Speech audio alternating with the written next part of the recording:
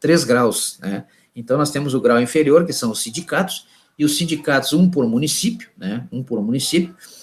Aí temos a reunião de, no mínimo, 5, né? Isso está no artigo 534 da CLT, e no mínimo 5 forma-se uma federação, né? A federação é Estado, né? Por Estado, uma federação por Estado. Pode haver autorização do Ministério do Trabalho e Emprego para que uma federação ocupe aí 2, 3 estados, né? Possa ser interestadual, né?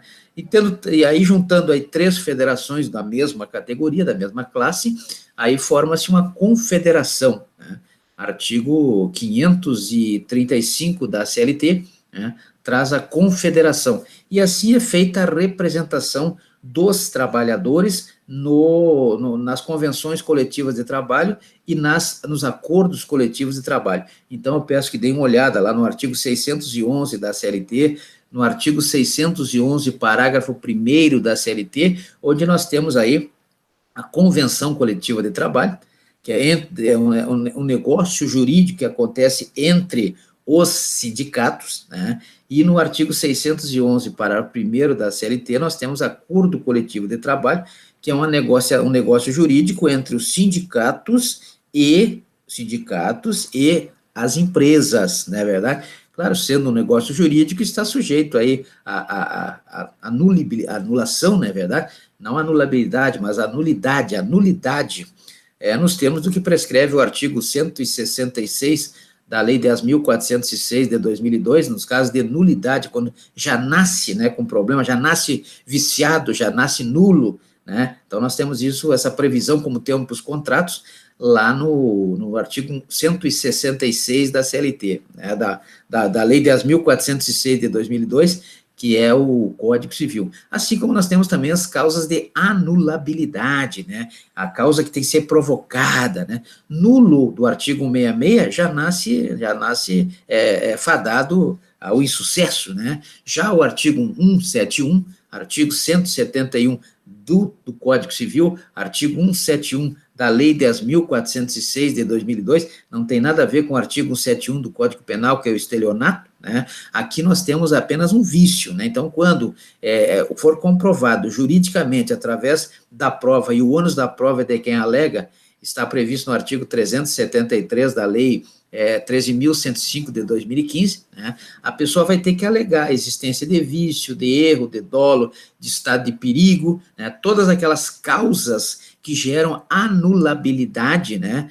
Tem que ser provocadas, previstas no artigo 171 da Lei 10.406 de 2002. Então, as convenções coletivas de trabalho e os acordos coletivos de trabalho também estão sujeitas aí ou à anulabilidade do artigo 166 ou à anulabilidade quando provocados por uma das causas previstas, elencadas lá no artigo 171 da Lei 10.406 de 2002. Então, essa é a questão do salário, né? E nós temos agora, né, essa questão aí envolvendo aí a redutibilidade salarial e também a participação, obrigatória participação dos sindicatos nas convenções coletivas de trabalho ou nos acordos coletivos de trabalho. Nós temos aí que o papel dos sindicatos é exatamente esse, que está previsto no artigo 511 e seguintes da CLT, defender os interesses da classe, então a classe dos trabalhadores, a classe dos patrões. Então, temos o sindicato patronal também da mesma forma, né? E, atualmente, nós estamos vivendo um período de pandemia, onde há uma série de flexibilizações a essas regras, né? E, atualmente, até o fim da pandemia, nós temos aí uma prorrogação, né? Prorrogação da suspensão do contrato. Nós já vimos lá no artigo 471 da CLT, que um contrato pode ser suspenso ou pode ser interrompido. Então, aquele contrato do artigo 442 da CLT, ele pode ser ou interrompido ou suspenso, né? Interrompido é quando, por exemplo, a pessoa tira umas férias, né, que nós já vimos também, lá do artigo 7º, inciso 17 da Constituição Federal, previsto lá no artigo 129 da CLT. Então, quando tira o período de férias nos moldes do artigo 134, que pode ser, no mínimo, aí, em 3 períodos, um período não pode ser inferior a 14 dias, e os outros 2 não podem ser inferior a 5 dias, né? Isso aí é uma interrupção. Interrupção significa que vai continuar contando tempo para aposentadoria e ele vai continuar, o empregado vai continuar ganhando o seu salário. Mas também acontece a suspensão onde não há pagamento de salário e não conta período para aposentadoria. E essa palavra eu encontrei, eu quero que os senhores leiam para que me ajudem, né? Eu encontrei no decreto 10.470, decreto federal, né, o decreto nos termos do artigo 84 da Constituição Federal, o presidente da República decretou no decreto 10.470 a suspensão da jornada e a diminuição do salário. Então, veja que, no momento, está havendo aí uma prorrogação desse período. Claro que esse período, essa prorrogação desses dois direitos, do cumprimento da jornada, do artigo 7º, inciso 13 da Constituição Federal, e lá do artigo 58 da CLT, e o outro direito ao salário, do artigo 76 da CLT, previsto nos termos do artigo 457 seguintes da CLT, previsto também no artigo 7º, inciso 4º da Constituição Federal, em princípio, eles só poderiam ser reduzidos com uma convenção ou com um acordo coletivo de trabalho, nos termos do que prescreve o artigo 7º, inciso 6º da Constituição Federal. Mas, desde a medida provisória 936,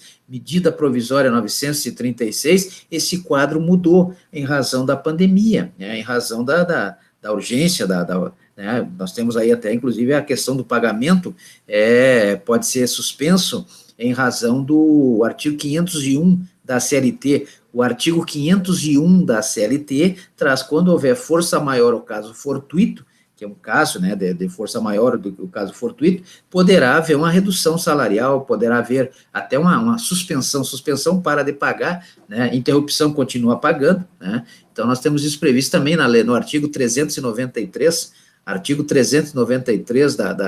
também no artigo 478, da Lei 10.406 de 2002, então veja que o artigo 393, artigos 417 e também 478 da Lei 10.406, traz o caso aí. No 478 nós temos a regra do rebus sic stantibus, o camarada está pagando uma parcelas aí do financiamento, por exemplo, num valor X, aí ele sofre o efeito da pandemia, pode até ser despedido, né, perder o emprego, e aí ele pode entrar com uma ação judicial pedindo exatamente a observação da regra rebus sic stantibus, né, que é a flexibilização. Pode-se aumentar o valor das prestações e diminuir o valor, aumentar o número de prestações e diminuir o valor, então depende, né, tudo vira acordo, né. Então, nós temos essa possibilidade aí com a regra do rebus sic stantibus. E nós temos isso hoje, temos já desde a medida provisória 936, né, e essa medida provisória foi convertida na Lei 14.020, então a medida provisória 936, que flexibilizava, prorrogava a suspensão, né, ou criou a suspensão do contrato individual de trabalho tocante a dois direitos, o direito à jornada de trabalho lá do artigo 58 da CLT, né, e está lá no artigo 7º, incisos 13 e 14 da Constituição Federal, e também nós temos a flexibilização do salário, do artigo 7º, inciso 4º da Constituição Federal, previsto no artigo 76 e também no 457 seguintes da CLT. Então, veja que nós temos aí uma flexibilização, a palavra é flexibilização, né, desses dois direitos autorizados por uma lei 14.020, e também no decreto 10.422, né, 10.422, que foi prorrogado agora pelo decreto essa semana, semana passada foi prorrogado pelo decreto 10.470. Então, o decreto 10.470, que eu quero que os senhores deem uma lida, ele prorroga os prazos constantes do decreto 10.422, né, e da lei 14.020, que teve originária da medida provisória 936, certo? Então, veja que nós temos aí, em princípio, numa situação normal, fora a pandemia, o salário só pode ser reduzido se for por convenção coletiva de trabalho ou por acordo coletivo de trabalho. Senão, ele não pode ser reduzido de forma nenhuma, não é verdade? O patrão jamais poderá reduzir o salário do empregado, né, sem uma lei ou sem uma convenção coletiva de trabalho, claro que o acordo faz lei entre as partes, né? Isso é o pacta, é a cláusula pacta sunt servanda.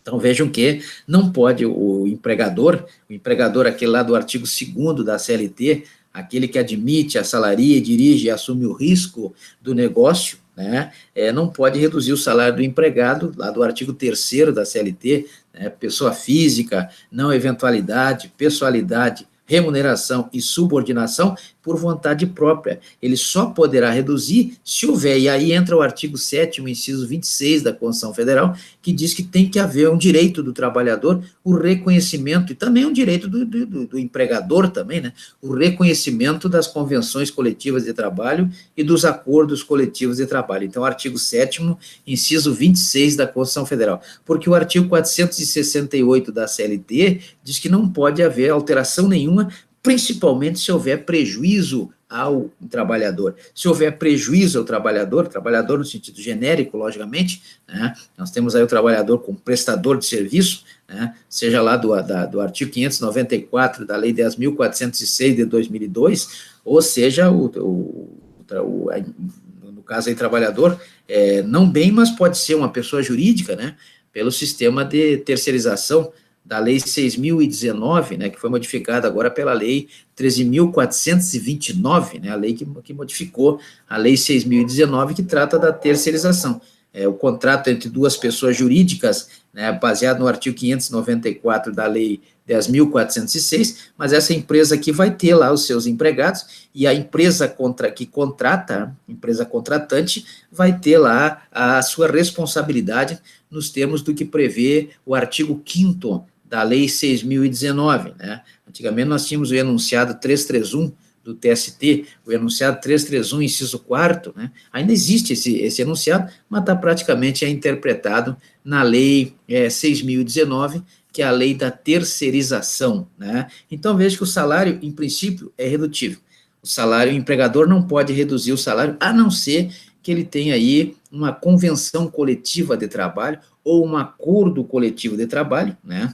E esse acordo, na verdade, o salário é um direito que não pode ser negociado, então não adianta a negociação, não é verdade? Então é um acordo que não pode ser negociado, né? De forma nenhuma pode ser negociado o acordo em relação ao salário, pode ser negociado pelo que prescreve o artigo 611-A, pode ser negociado o trabalho intermitente, o trabalho home office, a jornada de trabalho, tem vários itens lá, o intervalo, né, intervalo de até 30 minutos, né, é importante isso, o intervalo entre jornadas, não aquele do artigo 66 da CLT, que é aquele da obrigatoriedade das 11 horas, né, e aí nós temos aquela questão do WhatsApp, né, o empregado que recebe ordens do patrão pelo WhatsApp, nesse período, é contado ou não como hora extra, né? Então, nós vamos trabalhar isso aqui também quando trabalharmos a hora extra, né? Então, o empregado está em casa, descansando, olhando o jogo de futebol, está naquele intervalo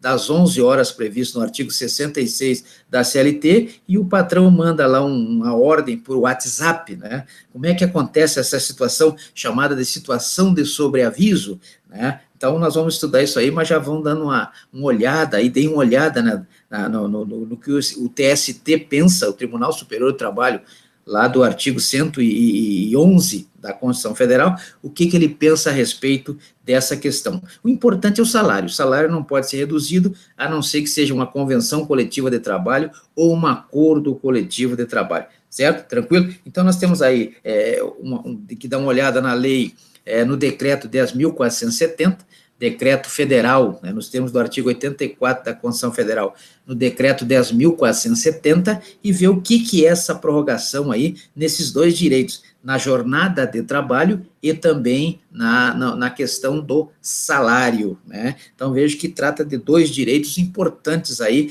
para o contrato individual de trabalho, lá do artigo 442 da CLT. Então, mais ou menos por aí a nossa aula. Na próxima aula nós continuaremos aí com mais um direito trabalhista. Então, por hoje, muito obrigado e